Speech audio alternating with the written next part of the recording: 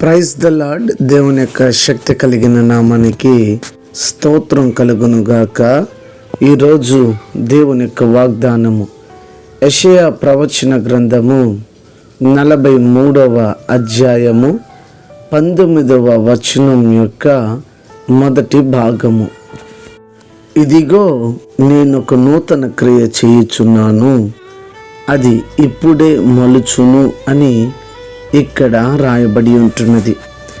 ప్రియులరా, దేవాతి దేవుడు ఇజ్రాయేలు ప్రజలకు ఇచ్చినటువంటి వాగ్దానాన్ని మరొక మారు దేవాతి దేవుడు మనకును జ్ఞాపకము చేయుచున్నారు. ఈ దినము అలసి సొలసి కృంగిపోయినటువంటి నీతో దేవుడు అంటున్నాడు, కనుచూపు మేరలో ఎలాంటి ఆశ లేనటువంటి పరిస్థితుల్లో జీవిస్తున్నటువంటి నీవు,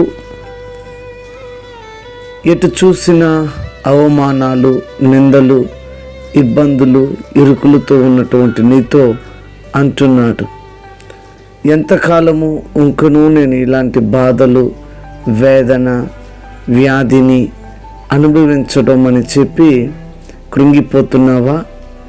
అయితే దేవాతి దేవుడు నీతో మాటిస్తున్నారు, ఇదిగో నేను ఒక నూతన క్రియను చేయుచున్నాను, అది ఇప్పుడే మొలుచును అని. ఈ దినమందు వాగ్దానాన్ని వింటున్నటువంటి నీతో అంటున్నాడు, ఇక నీ దుఃఖ దినములు సమాప్తమైపోయింది. నీ వేదన, నీ కష్టకాలము, నీ కన్నీరు, నీ అవమానం, నీ దుఃఖమంతా తొలగిపోయి నీకు దేవాతి దేవుడు తానే నూతన క్రియను నీ పట్ల జరిగించి, అది ఈ క్షణమందే నీవు వాటిని పొందబోతున్నావు, పొందుకొని దేవునికి మహిమకరంగా ఉండబోతున్నావు. గనుక గమనించి దేవుని సముఖంలో దేవుడిచ్చినటువంటి వాగ్దానాన్ని బట్టి దేవునికి కృతజ్ఞతలు అర్పిస్తూ మరి ప్రార్థన చేద్దామా? ప్రార్థన. ప్రేమ స్వరూపి శ్రేష్టమగు నామమునకై వందనాలు. ఉదయకాల సమయమందు మీరు మాట్లాడిన శ్రేష్టమగు మాట కొరకై స్తోత్రం. మా జీవితంలో నూతన కార్యములను చేయండి. ఈ క్షణమే మీరు చేసి ఉన్నారని మరి వాక్యము ద్వారా మాతో మీరు మాట్లాడారు. ఈ వాక్యము మా జీవితంలో ఫలభరితంగా మార్చండి.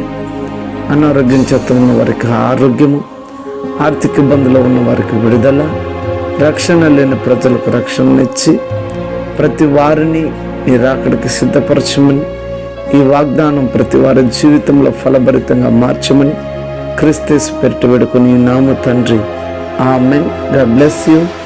దేవుడు మిమ్మల్ని దీవించి ఆశీర్వదించునుగాక. ఆమెన్.